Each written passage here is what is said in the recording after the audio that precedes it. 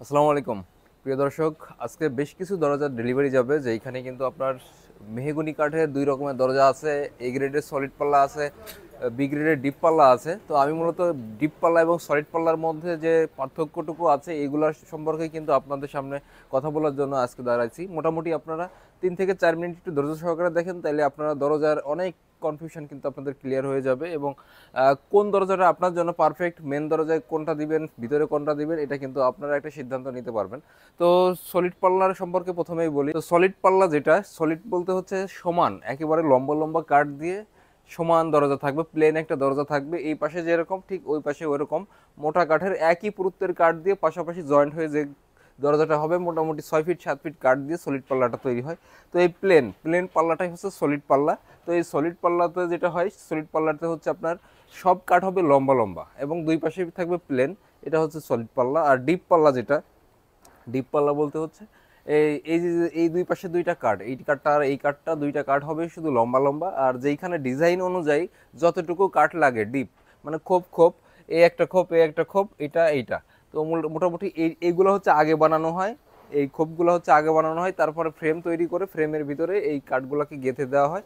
তো এটা হচ্ছে সলিড পাল্লা। তো সলিড পাল্লার এই পাশে যেরকম, এই পাশেও কিন্তু একই রকমের, মানে সামনের পাশে যেরকম পিছনের পাশেও একই রকম থাকে। তো সলিড পাল্লা এটা ডিজাইনটা হচ্ছে মেশিনে করা লাগে না, এটা দরজা বানানোর সময় অটোমেটিক তৈরি হয়ে যায়। তো সলিড পাল্লাটা মূলত হচ্ছে বি গ্রেডের কাঠ, সি গ্রেডের কাঠ দিয়ে তৈরি হয় সলিড পাল্লা। আর সলিড পাল্লায় এই কাঠের থেকে এই কাঠের থিকনেসটা সাধারণত কম হয়। তো আমাদের এইখানের থিকনেস আর এইখানের থিকনেস সেমই আছে।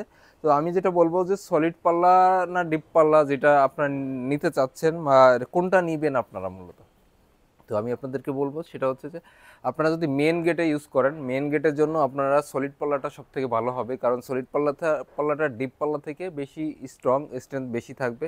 তো আপনারা অন্তত মেন ডোরে সলিড পাল্লাটা লাগাইতে পারেন, আর ভিতরের জন্য আপনারা ডিপ পাল্লা অনায়াসে দিতে পারেন। তো ডিপ পাল্লার সুবিধা অসুবিধা এবং সলিড পাল্লার সুবিধা অসুবিধাটা একটু বলে দেই।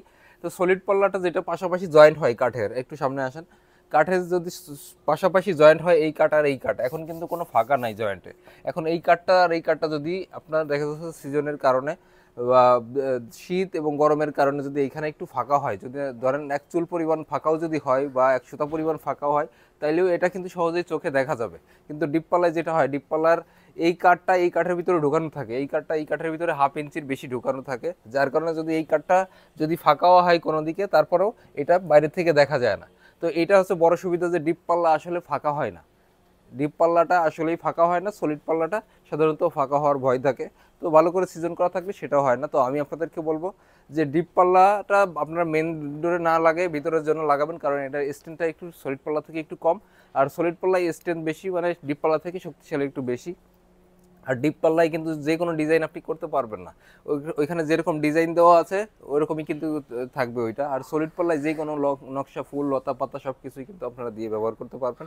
তো আমি আপনাদেরকে বলবো যে আপনারা সলিড পাল্লাটা কিন্তু মেন ডোরে লাগাইতে পারবেন যে কোনো কাঠে, আর ডিপ পাল্লাটা আপনারা ভিতরের রুমে লাগাইতে পারবেন। তো আমি মনে করি যে পার্সোনালি মতামত হচ্ছে ডিপ পাল্লাটা কিন্তু আপনার সলিড পাল্লা থেকে নেওয়াটা ভালো, ভালো সিদ্ধান্ত হবে ভিতরের জন্য।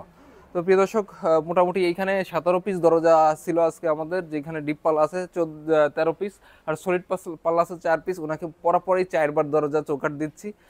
না, নাম হচ্ছে ফরিদুদ্দিন, যাবে হচ্ছে বাড্ডাতে। তো আমি আপনাদেরকে বলবো যে আমার ভিডিওটা শুরু থেকে শেষ পর্যন্ত দেখছেন, অবশ্যই লাইক করে একটা সাবস্ক্রাইব করে দিয়ে রাখবেন, যাতে করে এরকম ভিডিও আপনারা আরও পেয়ে যান সামনে। আর আমাদের ফ্যাক্টরিতে যদি আসতে চান, সেক্ষেত্রে আপনাদেরকে কিন্তু আসতে হবে মোহাম্মদপুর বেরিবাদ চৌরাস্তায় এসে বসিলা রোডে 40 ফিট রোডে হচ্ছে আমাদের ফ্যাক্টরি, ঢাকা ডিজাইন ডোর হাউস নামে আছে আমাদের। এইখানে নিজস্ব সমিল, কারখানা ইত্যাদিতে সব কিছুই আমাদের আছে। তো এইখানে আসে দেখলে অবশ্যই আপনাদের ভালো লাগবে। তো প্রিয় দর্শক, কথা আর বাড়াচ্ছি না, এখানে রাখছি। আল্লাহ হাফিজ।